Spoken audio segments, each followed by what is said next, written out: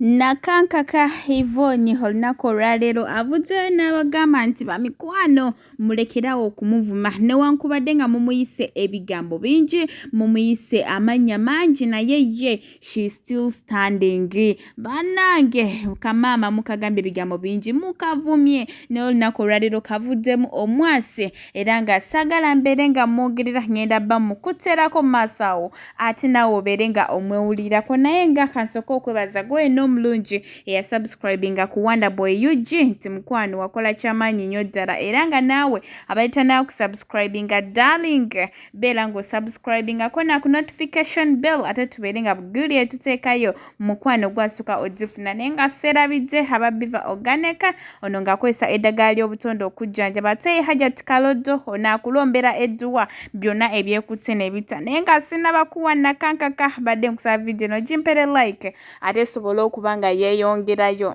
mu maaso awo ngenda bba mukulekera omwewulireko ng'ayogera bambi kamaama leero nako kavuddemu ekigambo ne kabagamba mu mwesonyiwe buli omu akola ebibye n'abagamba nti newe munaayogera ki ne munaakola ki kasita Katonda akyali ku ludda lwe bannange kamukutereka ati nawe omwewulire nzaani okubanga bulwaita Yvonne bulwaita Nakankaka then who am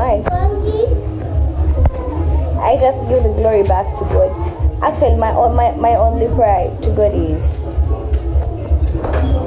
Katonda, you give me this name because I said in Yampa, because I believe Yampa this name benga nomu tugensobola okuyamba benga nomu tugensobola okulaga wensobola okusunuza mu Katonda benga n'ebintu yamanyi byengenda okukola through this name. So that is what I want for God yampa this platform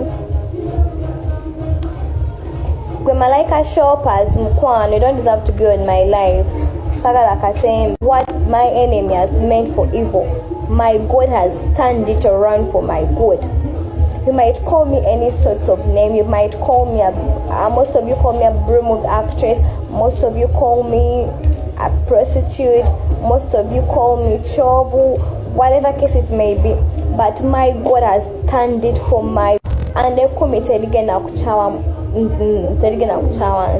watch together. So if you don't like me, that is not my problem because you add nothing on me, but my God has turned my bad into my good.